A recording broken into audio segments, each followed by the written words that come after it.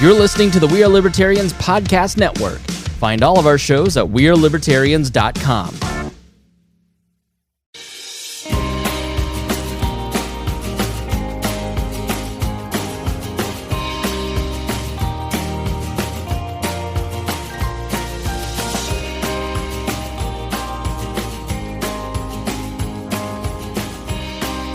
And hello, everyone. Welcome back to Enemy of My Enemy. We've been on break for way too long. We're coming back at you with the good stuff here. We got Lou, we got Brian, and we got myself, Hodey. And we're just all happy to see you. Brian is having some technical stuff, but he's going to be with us in just a second here.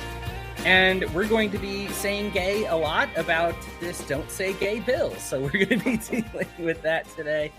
The Don't Say Gay bill was passed. I actually kind of surprised me there that it actually was ratified. I thought, sometimes there's like the virtue signally, like I'm going to kick this around just so people know what side I'm on. Bit.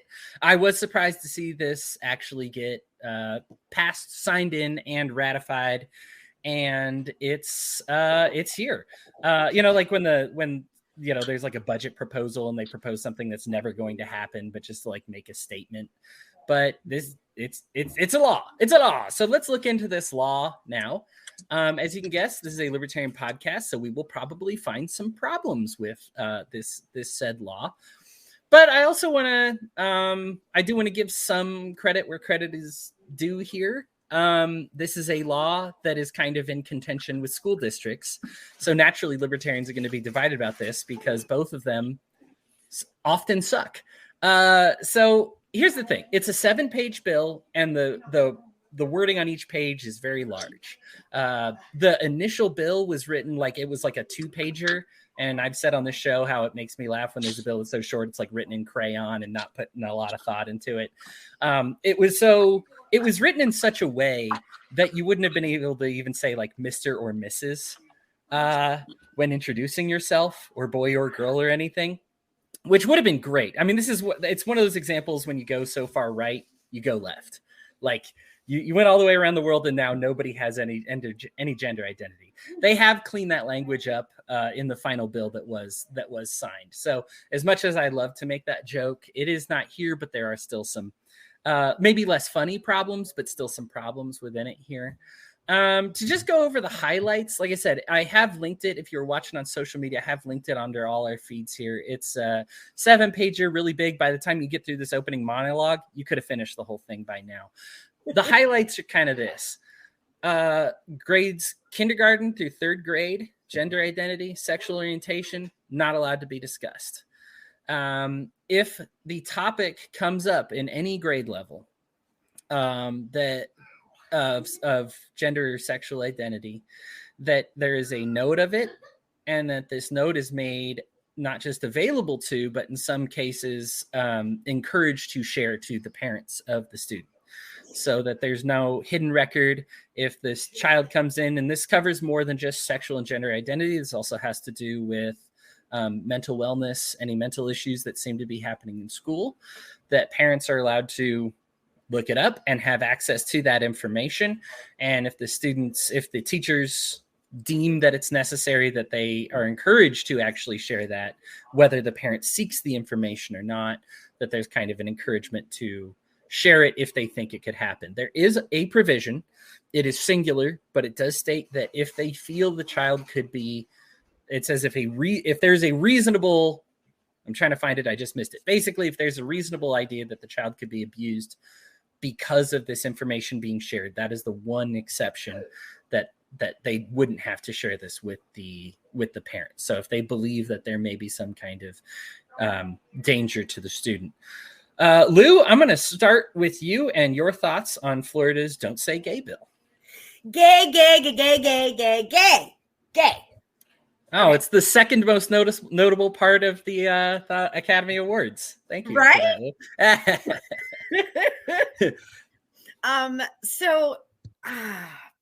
I remember as a kid growing up, and I was really lucky to have very open-minded and supportive parents, and it wasn't a personal concern.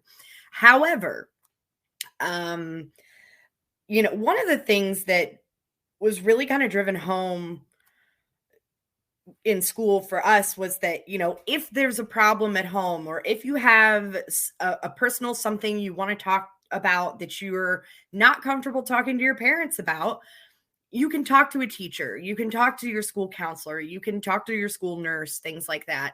And we were told that was a safe place, because sometimes home is not, unfortunately. And one of the issues I have with this and a lot of other laws, you know, we've seen this with red flag laws, we've seen this with all kinds of things, is the word reasonable when it comes to legislation. Legislation needs to be black and white. If X, then Y, period, the end. Leaving the term reasonable up to, you know, the uber conservative who is homophobic versus, you know, someone more middle of the road versus someone way on the far left, then what's considered reasonable? You know, Florida is also known for, there are a lot of those conversion camps, right? That really are just a camp full of abuse and lifetime trauma for kids of all sexual and gender identities. So these kids have nowhere safe to go. If they don't feel they're safe at home, and they're not safe at school, what do? Where can they go? Who can they talk to? It breaks my heart, and I'm bracing myself for the statistics of suicide and abuse and murder and teen homelessness and all of these things to just go through the roof. I'm very concerned. You know, I know there was a lot of hyperbole about, you know, what this law is or is not, from both sides.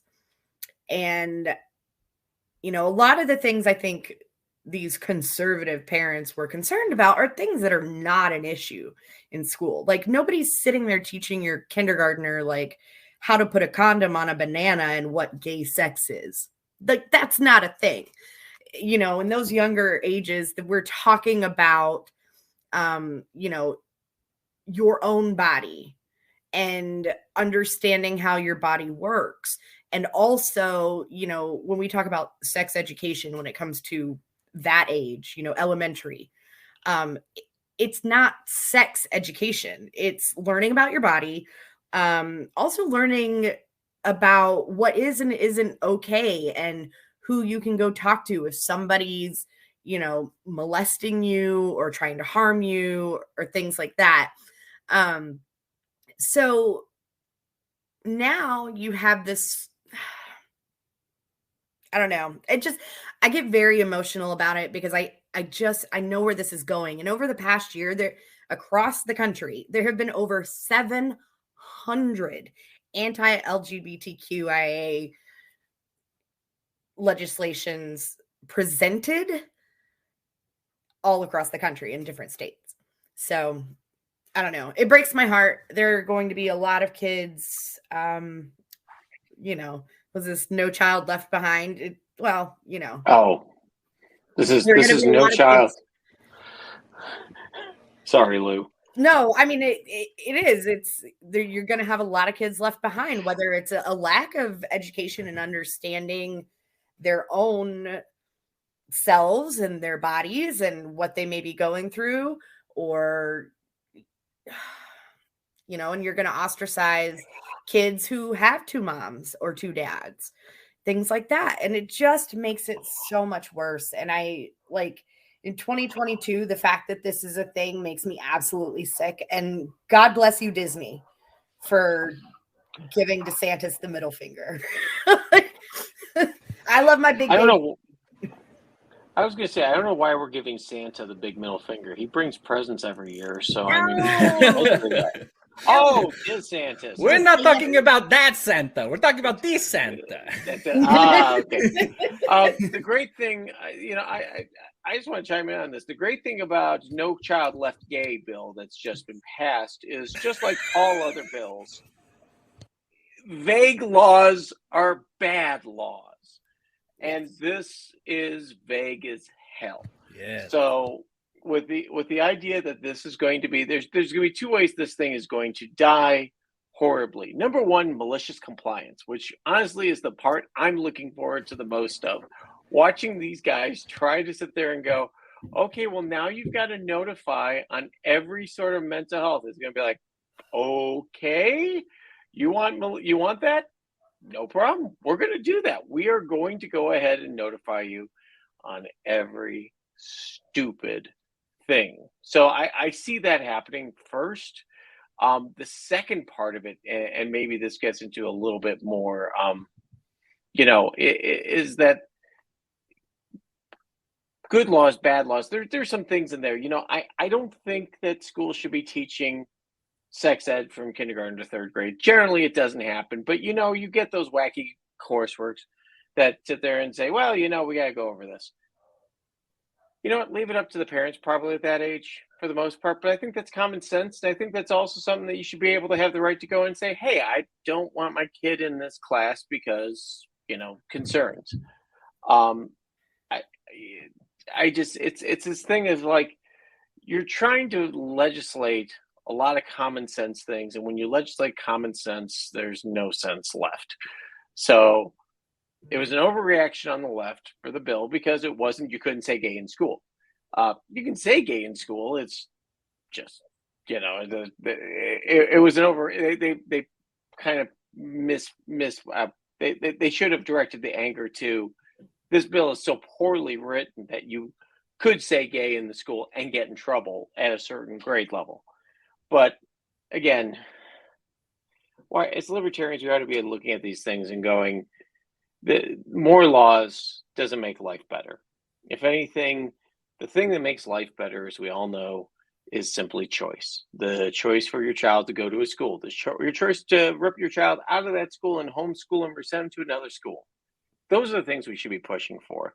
The idea that we have to engage in some sort of culture war for the LGBTQIA plus RSVPXYZ PDQ. I don't know all of them. I'm sorry, I'm not that woke yet.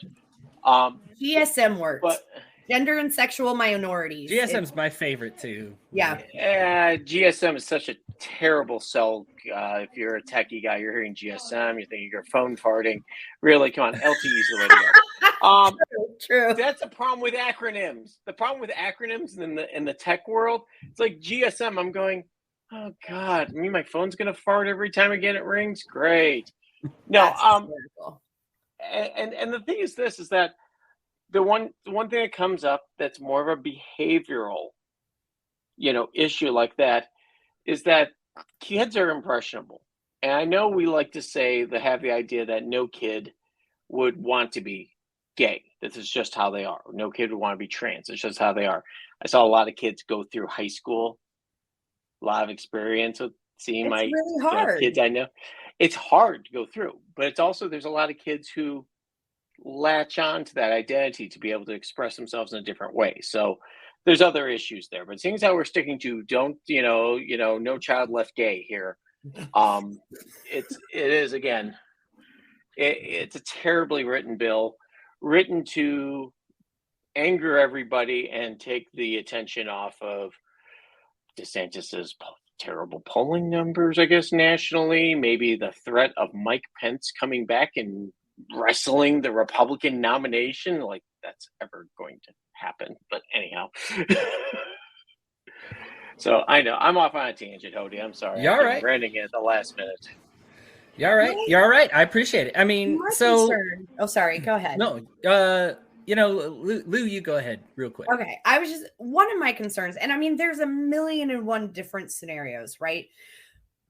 But one of my concerns is, kid comes to school and they're talking about their parents and, my parents are gay. I got two dads, or whatever the case may be. My brother's gay. And it's just a matter of fact, and then you have a teacher who may not fully understand the law, which most people don't,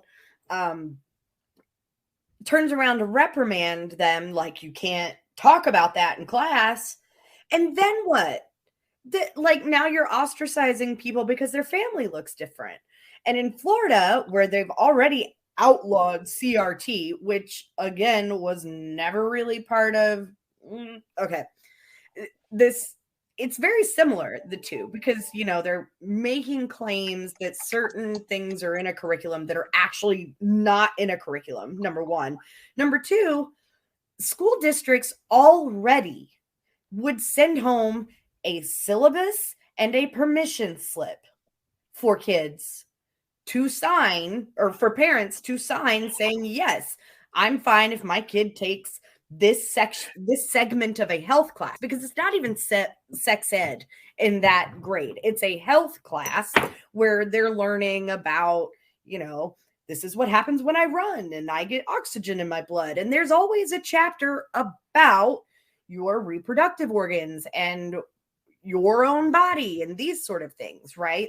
And every time schools send home like a permission slip and a syllabus and say, hey, parents, we're going to cover this chapter. If you're down for your kid being in class, cool. If you're not, cool. Like, this law was unnecessary. And I've talked to educators in Florida who have said we have never, ever, ever covered anything on that topic without a permission slip signed. And kids whose parents said no went to the library and watched a movie.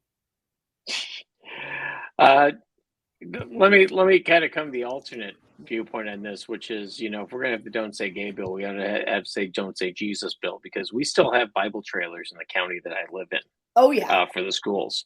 And so, you know, it's just kind of funny because you know what happens to those kids that get excused, right? That don't go to Bible trailer.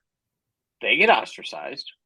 In fact, we had a long discussion with my son about going to that. He wasn't a big fan of it, but he was going to get ostracized. My daughters were going to get ostracized if they didn't want to go.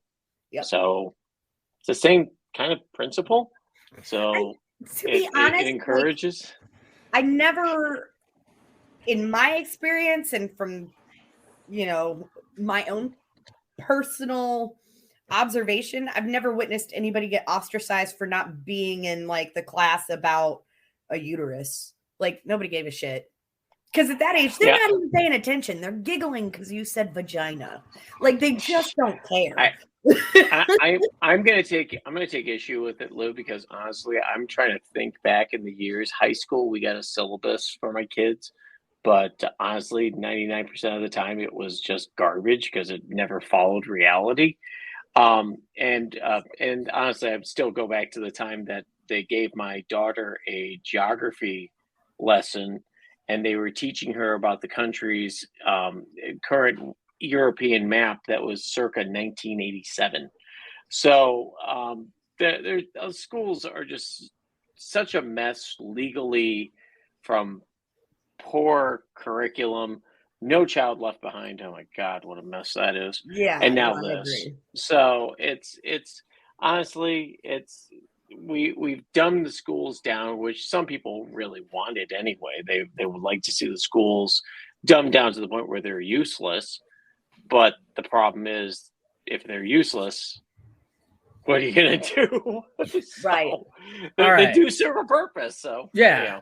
I'm going to bust in here. Here's the thing. Yep. I'm going to give the right a small bone because I'm about to give the left a big bone here. But here's my small bone to the right. I don't know if I'm allowed to say this in Florida. This sounds does a little, right? I'm in Florida. Here's an adult bone for the adults in Florida here. Look, if you steal money from somebody and you force them to pay for something, they at least have a right in saying how that's conducted. And that is a huge, and I think some honest lefties are kind of becoming aware of this by saying, like, maybe that school choice isn't all that bad, like that we've been pushing against. And that is just a fact. And I'm sorry, you've got to come to grips with that. If you steal money from somebody and you say, I'm forcing you to pay for something, at the very least, they get representation in how that is said. Now, some of these people that you have to talk to are idiots. And I get it as a lefty. Like, I see that, but they are idiots. You took their money, you took their kids, and said, sorry, you've got to receive education somehow, either on your own, but we're going to take your money, so you might as well use our service. Okay. So it's kind of, they have a right to use the service and say how it's conducted. If you don't like doing business with them, you are not allowed to take their money. Okay, so there's step one. Step two, or I guess bone number two. This is getting graphic. Bone two for the right here. There are times that school districts, as Brian mentioned, teach things and they do a poor job, and parents have a right to know what is being taught and how it is being taught. There is absolutely, the left loves to make fun of this, but I've been part of it and seen it. There's absolutely legitimacy in feeling bad because you're white with the way a teacher teaches a subject. They sometimes do a poor job. You maybe had a teacher that taught it well. That's great. I had a teacher who didn't, and it felt like crap. And I'm not saying that like, oh, my white suffering is so much more than your black. No, that's ridiculous, right? I get it. I get the ridiculousness of that. That doesn't make it okay. And so the fact is that if teachers are teaching something, I do want parents to teach it, see it, know about it, touch it, learn, see, observe. I want them to be able to say, okay, I see what this is, and know about that. So I think there is a right there. And the way most of this bill is phrased, as with any bill, most of it sounds pleasant. You know what I mean? You get through the first bit of the healthcare bill until you see all the hidden earmarks, and you're like, this all sounds great. I'm all about this. This is great. It's in all those little asterisks, and as Brian mentioned, the some of the vagueness of it, that things get really bad. And now here's those are the few bones I'm going to give to the right here, but my biggest bone for the left. Look, here's the deal. This bill is written so poorly that unfortunately this isn't just affecting teachers. This is also affecting counselors. This is talking about the school districts in general. Now all of a sudden, if you want to talk about it, I'm not saying a teacher has to bring it up, but if you as a child come and say like, man, I'm really struggling with this gender thing. I'm really struggling with sexual orientation thing. I need somebody to talk to about this. Grades kindergarten through 3, not allowed. Sorry, go home. You know what I mean? Like it's not even allowed to be discussed. Allowed to be discussed with counselors after that, but then the counselors are going to tell your parents. Now, this sucks. I've been a part of a couple of corporations before where if you report your boss for doing something unethical, they will tell your boss, and your boss then deals with you. That is stupid, right? Nothing that and what does that teach you? Don't report your boss, because you're going to get in trouble. Right? Like that's what it teaches you, So if you suspect as a child that there could be trouble at home, you need somebody else to talk to. When I went through a divorce, one of the things that I learned from my therapy was it was important to have acquaintances, people between the deep friends who I'm going to keep a relationship with forever and people who I don't know, that in between stage. Because what you can do with an intermediary friend is somebody that's like, hey, listen, if something terrible is going on, she's cheating on you. Well, I don't want my family to know that, because if we all work it out, I want them to treat her normally. But right. I don't want nobody about it, because this is eating me up on the inside. So you need a therapist or a third party or an acquaintance, somebody that you can bounce things off of to not go in the know. What this is doing is eliminating that entire sphere of saying, like, I need to talk to somebody about this. I'm not ready for it to be a part of my main sphere yet. And saying, no, this is all going to go to your main sphere. Now, again, you're putting the judgment into the hands of a counselor for them to say, I feel like there's going to be harm. Now, what I hope is that all of them will say, I feel like there was going to be harm. And none of them report it, because they all take this there's a reasonable chance they might be harmed. And I hope that they all take advantage of that. But the way it's written, it actually says there needs to be procedures, or it needs to be a system in place for schools to notify parents when this kind of conversation takes place. And that's unfortunate, because the thing is coming out is a moment that needs to be theirs. Doesn't need to belong to the school. So if it needs to be tightly whatever, then that's between them, And there's an importance there. I feel for these students, because I know kids that were that age who were going through it. And I've seen adults that never got a chance to transition because of fear, and it's a really unfortunate thing, because we need these conversations, because the truth is there is both gender dysphoria and there is transgender. Both exist. And when you are an extreme lefty and dismiss all cases of gender dysphoria, or you're an extreme righty and you dismiss all cases of transgender, there's no conversation about it. And we need to be prepared to have a conversation about it.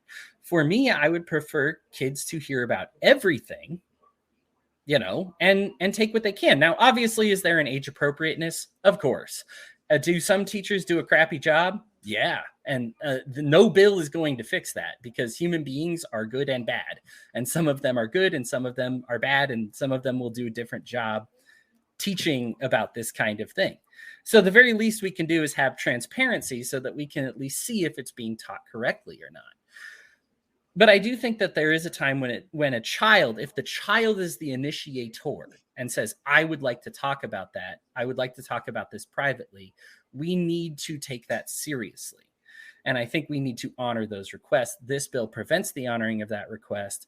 And I think that that's just really unfortunate, you know, that like I said, having gone through, and mine is divorce, right? So I have some familiarity, but not with at least my identity. At least at the time I was an adult, and I had several acquaintances I was able to go to and a therapist that I could afford. Kids don't have that. They're entirely dependent on the parents, school, you know, whoever is giving them things in life, because they are not fully, we don't recognize them as people yet. We recognize them as kind of our property and our little projects until they hit a certain age. And that's especially at that age, they don't go anywhere but home and school. Yeah. I mean, yeah. I mean, so I mean, it's a short bill, so I don't know how much there is more that I can say about that, because there's a million different ways that you can pick it apart. You know, Brian was mentioning this. You can definitely mess with this. You're talking about a little civil disobedience with the law.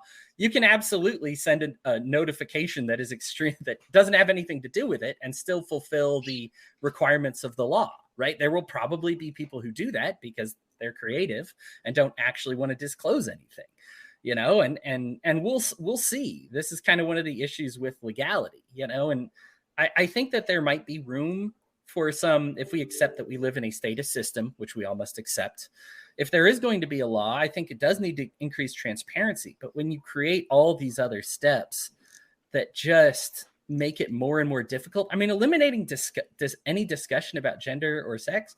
So like, I mean, there are second and first grade books that talk about this. Mm-hmm. They just talk about it with straight, normal, cis people and heterosexual relationships.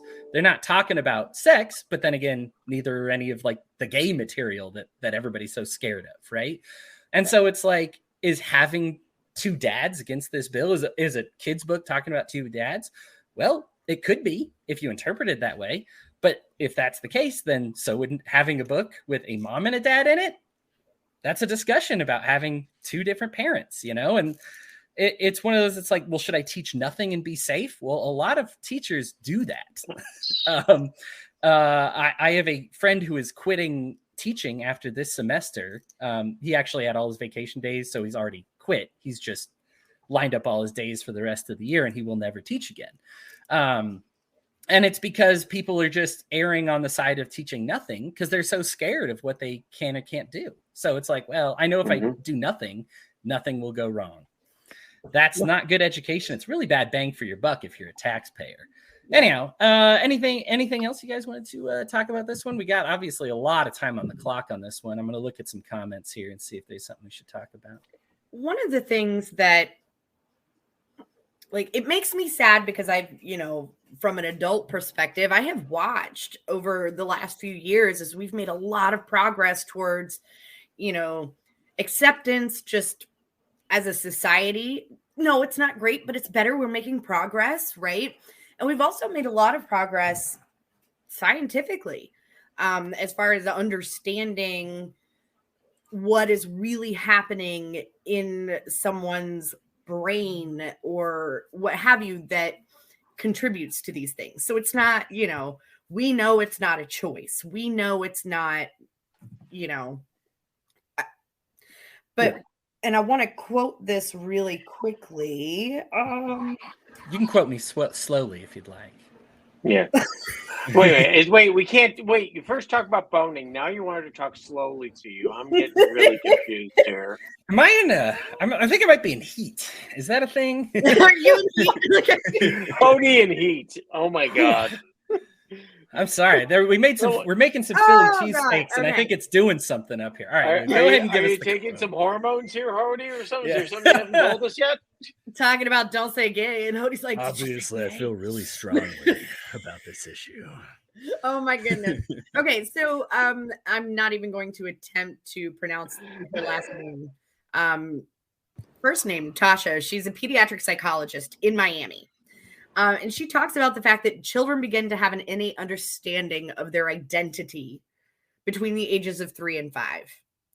And something like this forces them to not be allowed to ask questions that they need to ask. And, you know, all of the progress that we have made as a society, you see, you know, from adults, right? We see pride, and we see a lot more representation in Hollywood, and we see a lot more representation in government now. We see, you know, we're more represented across the board in so many ways in the adult sphere, right? But we're backtracking so much with youth in this bill that I'm kind of scared of what that in between is going to look like. You know, because now that we know so much more and we understand so much more about the psychology and the physical aspects of, you know, brains and hormones and genetics and all of these things that contribute in different ways. It blows my mind. It's like we're going backwards. It doesn't make sense to me. And I don't know. I'm sad, but luckily, and I just had it and then I lost it. I can't remember which organization. I'm sure there's probably multiple organizations that are suing the state of Florida over this bill. And I'm sure it will go to the Supreme Court. I'm sure it's going to do. I have no doubt in my mind this will likely be overturned. Oh, yeah.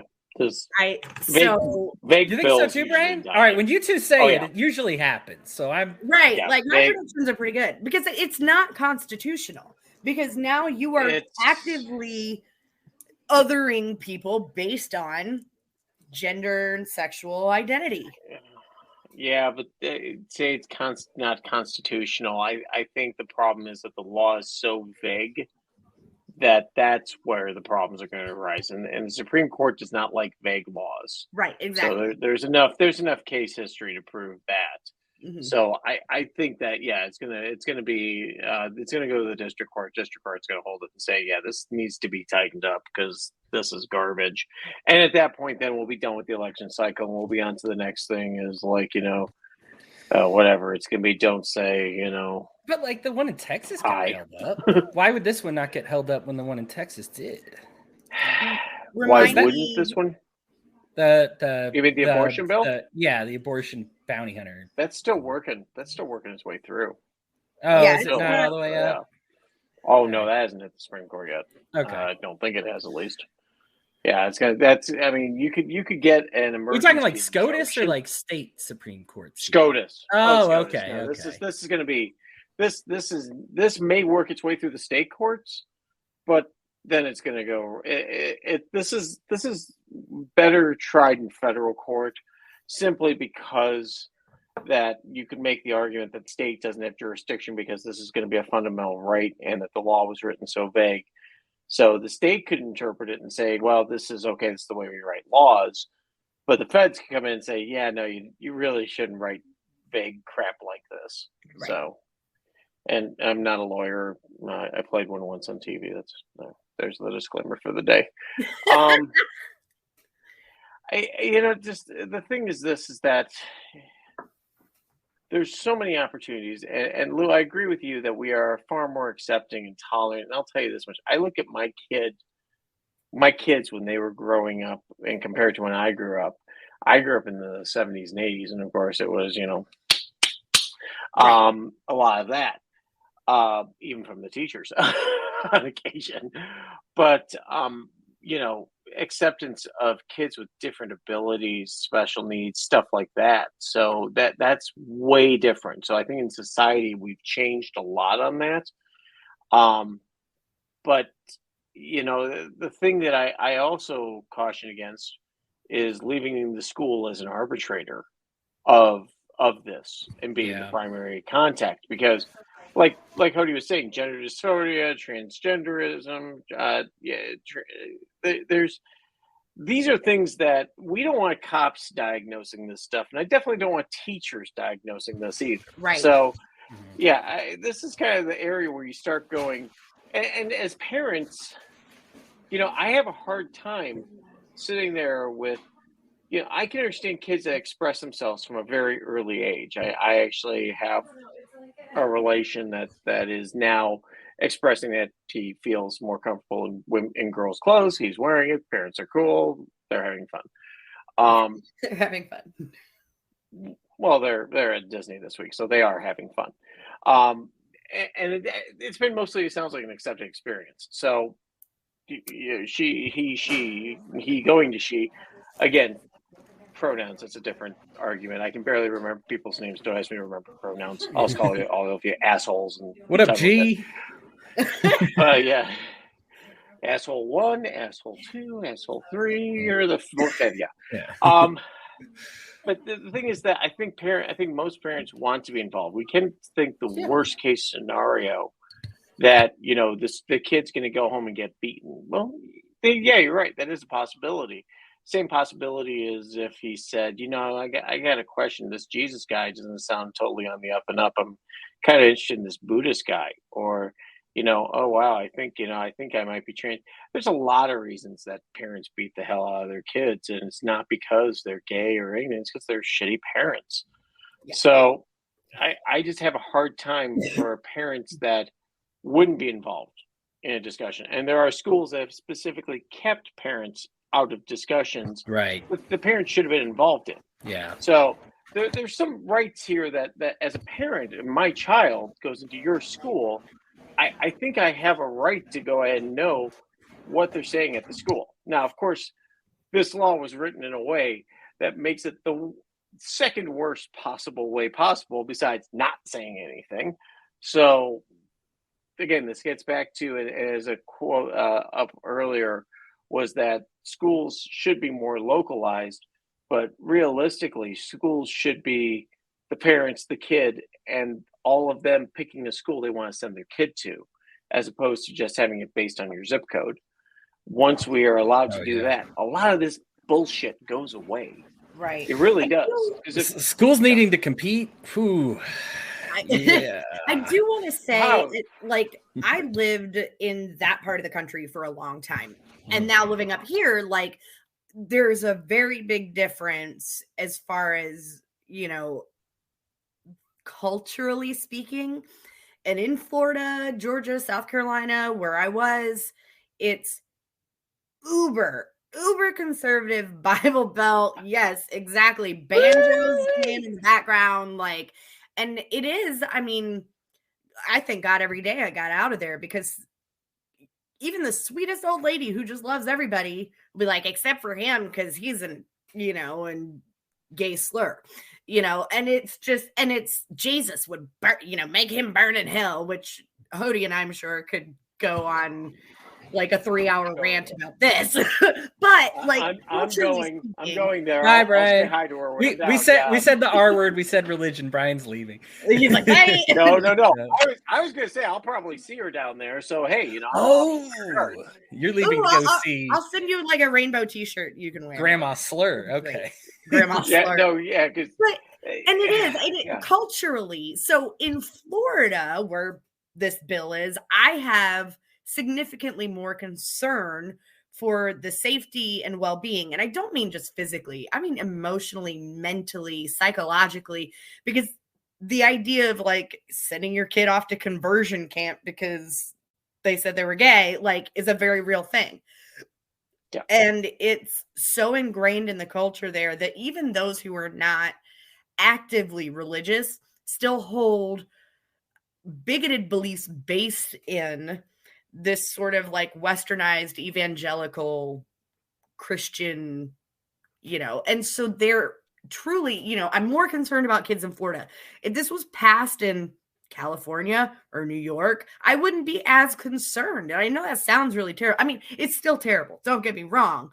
But culturally, this is scary. This is far more scary for kids there than up here. Well, let me ask two questions on this. Number one, if it's California, and they were including and encouraging kids to express themselves, and the kids that maybe were, well, all my friends, because I mean, we've had it to where like groups of girls, and there have been studies on this where groups of girls or even some groups of boys, one might go transgender and the rest will follow. We know that the percentage of people that are transgender in society is pretty low. I mean, it's 1%. Typically don't stick, and, right? And right, and that's what kids do. Yeah.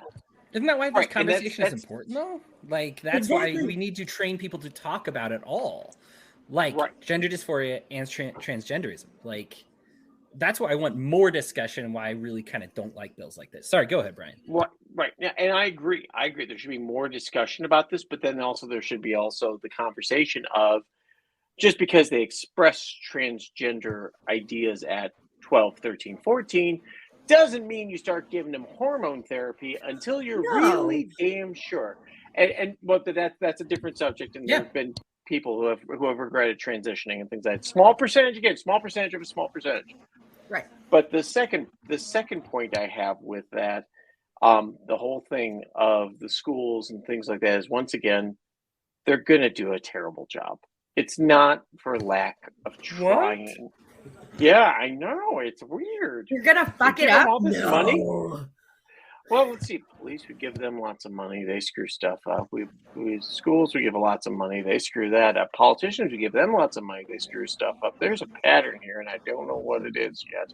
But the reality is it's disturbing to think that we have to rely on the schools. And in some cases, trust me, I get that sometimes it's the only way to be able to reach kids, especially at-risk kids. The very poor, the rural Kentucky, but again, this gets back to, do the parents have a say?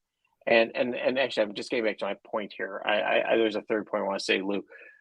One thing you brought up that you're born with your identity and that, kids are gay or straight and things like that. There's a lot of biological components of it. Well, the conversion therapy is like bloodletting. Let's be honest. That's all it is. It's I think this works. Back when they did in the 1600s, before we had like medicine and sterilization and, stuff like that. But a lot of these behaviors are driven by chemical imbalances or balances or whatever else. I'm not trying to be exclusive on this, but I'm just saying. So there's always been the question, if there's a pill that doesn't make you gay, do you give your kids that pill? A great example of this is the deaf community with cochlear implants.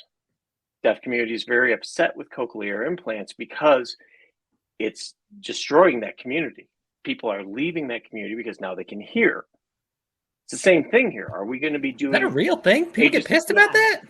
Yes. As a deaf person who is scheduled surgery for a bone anchored implant, it's not the same as a cochlear, but ultimately, it is. It's very much a thing. And typically it revolves around children who are born deaf as opposed to people like me. But it really truly is, if you take your baby to go have a cochlear implant, the deaf community does get very up in arms about that. It's not, they look at it as it's not a disability, it's a different ability. And so we should, and see, I'm with you. I'm like, as someone, I wasn't born deaf, but as someone who is deaf, I want the help. If I had a bad leg, whether I was born with it or injured it later in life, I might still want crutches or a prosthetic. But I'm not allowed to do that. Right. And the thing is, I don't want communities dictating personal choice. And that's what we're doing with schools. It's what we're doing with the police. It's what we're doing with everything else. And Ronnie has a great comment, Hodey, that he just put up. And I'm going to do a shout out right now for Ronnie. He's our biggest fan. I appreciate it. I question my sanity sometimes, and Ron, we love you. You're fabulous. I'm going to point out that unfortunately, Ron, in this case, you are a bit wrong on this, because every thought we have, everything that we do, every reaction we have is based on two things: physiology and chemistry. So if I alter one of those two things inside of your brain, and actually even in different organs, gut bacteria actually now plays a role that we're finding, a whole bunch of other things. If I change the chemistry of your brain, or if I change the physiology of your brain, you're going to make different decisions based on things. Oh, Christy's going to challenge Ron for fandom. Sorry. This is a competition I will welcome. Although I will say, Christy, Ron's pretty on it. Christy is a wonderful fan of the We Are Libertarians network. As far as the Wall Network, yeah. I mean, yeah, Christy is the biggest fan of the entire network. Ron is. If we're the Yankees, Christy's our George Steinbrenner. This You're is like our children. We love you equally. Yes. But yeah, let's take a look at the Patreon balances and see who we love more. Anyhow. Oh, him. Yeah, I mean, just kidding. No, you're good, Brian. I agree with what you're saying, like, because I think who we are is more than just our DNA. That's part of it. Yeah. Like, I mean, it's kind of like the nature or nurture, and psychologists for the last 200 years are like, isn't it both? Like, your experiences affect you, and how you're born affects you. This should not surprise very many people. Like you can't either or that one. Like, that you have twins, right? Twins, literal genetic copies of each other, raised in the same home. Yeah, you're right. And you could even have them raised in separate homes, and they could end up exactly the same. Right. But is that a chemical? Is that a societal? Is that, and no one wants to do that experiment because, hey, let's grab a bunch of kids and screw up their lives. Oh, wait, where's the government? They're experts at that. Let me go get them. Twin studies are actually, so that's something I was kind of looking at recently. And that's a conversation worthy of probably a whole other, if we're talking about like genetics and race, and like, I think that would probably be for another episode. But I do want to finish, because I think, Brian, this gets started on, I want you to finish your point with the gay pill. Like, if we have a you're not gay pill, do we administer it or not? Yeah, and I think this is a legitimate thing. If I have growing up, I remember hearing lots of people, I wish there was a pill that didn't make me gay. And I understood that. I understood that at a young age, even through all of Eddie Murphy's jokes in the 1980s. That, there are a lot of people that don't want to live this lifestyle, but they can't help who they are. So if there's a treatment for that, I don't want to be deaf. I don't want to be missing a leg. I don't want to be doing this. I don't want to have type 1 diabetes. I don't know, Ron, you should have heard me in high school. I guess maybe I should have been, Did you go through this too? I went through this. Hey, it's like, when's the voice going to drop here? Hello, am I 16? They sound like I'm 12. Anyhow. We're talking about a lot of correlation here, right? Like, there is absolutely, I think this is one of the hardest things to balance as a person, is when is something correlated but not denotated. And like, let me provide you an example that I think everybody will reject. You don't reject the example, you reject the explanation of that example. Like, why is it that domestic violence is so much higher in the Black community than every others?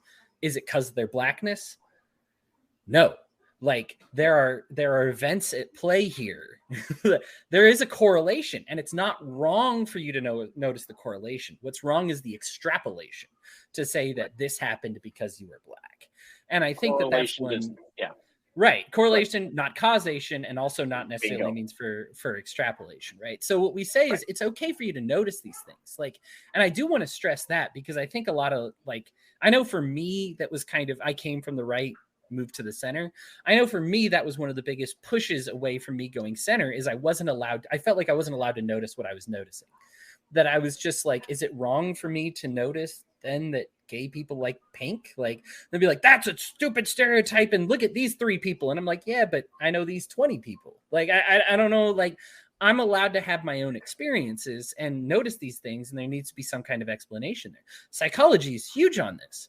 We have a lot of correlated things that aren't always factually true. But that's why you see a psychologist as opposed to a textbook. You're not a number. You're not a this, if this, then this. This isn't math. You know what I mean? Or it's some type of quantum math, I guess, that says, what kind of this are you? We need to examine more of you to find out. Right. And so it's okay for you to notice these things. Sorry, go ahead, Brian. No, but that involves effort, time, money. Yes. And all those things that nobody wants to do. Nobody wants to go into and dig into that. And I've just had an experience this week with somebody in the psychological community, by the way, who was just like, nope, this is it. Thanks for coming. And I was like, did I just check a box? Yeah. Yeah, I'm just going, but anyhow, that's the thing, is that we have to really understand people before you can put them in that box. There are going to be kids out there who are going to express transgender ideas because it's kind of, I hate to say this, a little fashionable in high school these days, and may come out and regret it later. I was actually talking to somebody about this who, if you look at the kids, the 80s kids with the poofed up hair and the mullets and stuff like that, or the 90s kids in goth, or the millennials and were gay and now we're into trans, and I'm guessing maybe in 2030 they'll all be baseball players. Jammy kids right here. Boom. Jammy kids. There we go. Oh, you were a Jammy represent. Kid? I always was and still am now. Me too. The only reason I'm not right now is I just got home from work. Yeah, so. You had to come straight from work. That's I did. Yeah. Usually there's like a trail of clothes when I come in the door. Like as soon as I get in the door, it all goes. Well, I'm a nudist. I want everybody to get a final word on this one before we wrap up here. And I'm going to start this early because normally I end it with like 5 minutes to go and we go way over because we have a lot of final thoughts. But, Lou, we haven't heard from you in a minute. Why don't you give us your final thoughts on this topic? I hate to be, that person's like, what about the children? But like, I'm really concerned. I'm concerned about the health and safety and well-being, physically, mentally, emotionally, long-term for any kid who is potentially harmed by this bill and by people who abuse the vagueness of this. And I really, really hope that it's overturned and overturned quickly. And in the meantime, I'm very hopeful to see more support for LGBTQ youth in Florida and other states that are, dealing with legislation or potential legislation like this. It makes me sad and it breaks my heart because we've come so far and I feel like this is 2 steps back. Brian, give me your final thoughts. Oh, I agree 100% with Lou on this. I mean, I see it. Yeah, I know. Once again, vague laws are bad laws. Vague laws get used by prosecutors, the police, to do things. They are the ones that use them. RICO statutes to go after a kid who broke into a shop and coordinated with his buddy, and they're going to jail for 15 years on federal racketeering charges or something stupid like that. Vague laws are bad laws, and as libertarians, we should be sitting there going, write good laws. You guys are paid a lot of frigging money. Do your jobs and do them right. But then again, this is government. So government, police, teachers, blah, blah, blah, blah. We tend to go ahead and write bills that are politically driven. We have laws that are politically driven, and that's what we as libertarians should really be beating the hell out of. I agree with some of the aspects of the bill about notification, things like that. We've talked about that in detail.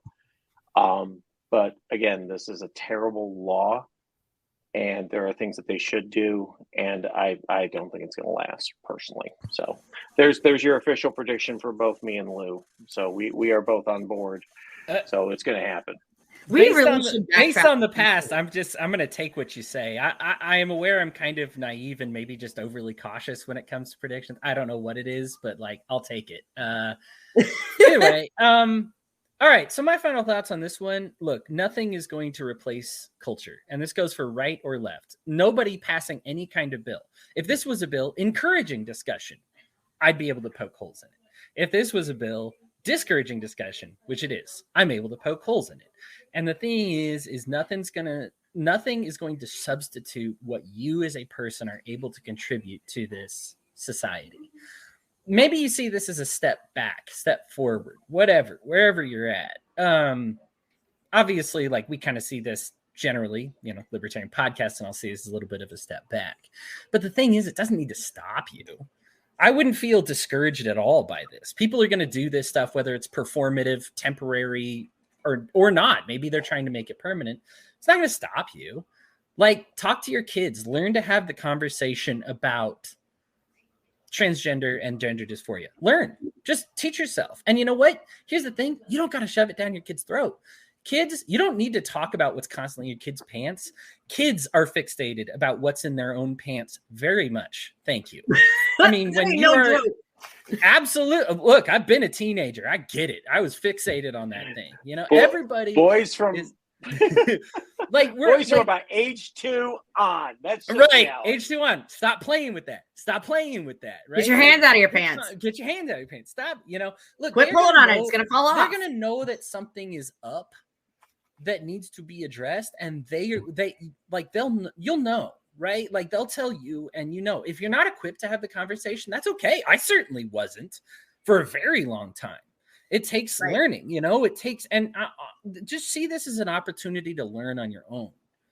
You know what I mean? Like, take what you hear and say, okay, I'm going to learn about this and like figure it out. And know when is too much. Know when you're being the active voice that's, look, both the right and the left have this constant fixation about other people's pants right now. It's ridiculous, right? Like, stop insisting that you have a look in what's in somebody else's pants, right? I'm like, team no pants. Right. Well, except for us JAMA bottom / no bottom. That's gonna make junior high really interesting. Yeah. A bunch of little Porky Pigs running around. Daffy Ducks. Yeah, that's great. God, they're gonna have to double or the Donald condom Ducks, stashes at the schools. God. That's right. Donald Duck. Daffy's totally naked, isn't he? Yeah, Donald is the one with the shirt with no bottoms there. And the hat. Yeah, I like that. Hats and no pants. Like, this is obviously... I'm down. I'm in heaven right there. Anyhow, this is why you don't take advice from libertarians, this last part here. Anyway, what I'm just saying is, like, honestly, listen to it. Be ready for it. Kids will bring it up if it's something that needs to get brought up. And if they feel normal, like, hey, if you call in a boy and a girl, and they are fine with that, there's no need to disrupt that. Right? Like, that's comfy. That's cool. Like, if they say something's up, it doesn't need immediately to be like, it's dick off time. Like, look, that's when you start to have these conversations, right? Like, you don't need to immediately chop off the wang or what's the one thing, the knit a fake penis to put in there. So that, look, relax, take a deep breath and have the conversation, because you know what? As much as I like to laugh, maybe someday it will be dick off time.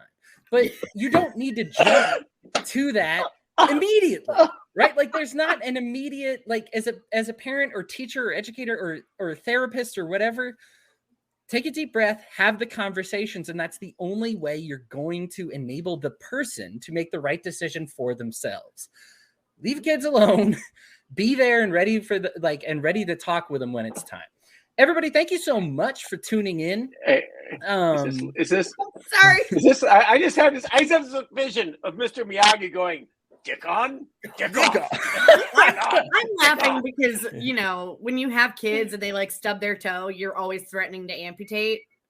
Like, it's a joke to sort of get their mind off of it a little bit, And I'm like. Sure.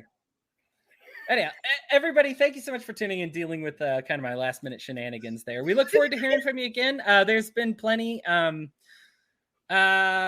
plenty to discuss, and we're going to figure out what exactly we want to discuss next. But tune in, stay tuned. Hit some notifications. You'll hear from us next time. Kisses. Have an excellent day, and we'll talk to you next time.